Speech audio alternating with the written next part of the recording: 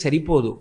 ఎవడు ధర్మానికి మిత్రుడు కాడో, ఎవడు దైవానికి మిత్రుడు కాడో, ఎవడికి వేద ప్రతిపాదితమైనటువంటి వాక్కు యందు విశ్వాసము లేదో, ఎవడు ఈశ్వర ధిక్కారం చేస్తాడో అటువంటి వాడి పట్ల ఆయన ఆగ్రహము వ్యక్తమవుతుంది. ఎవడు ధర్మమునందు అనురక్తి కలిగిన వాడై ఉంటాడో, ఎవడు భగవంతునికి దాసానదాసుడై భక్తుడై ఉంటాడో అటువంటి వాడి పట్ల ఆయన అనుగ్రహ ప్రసరణం జరుగుతుంది. ప్రత్యేకంగా హనుమదుపాసన చెయ్యవలసిన అవసరం లేదు.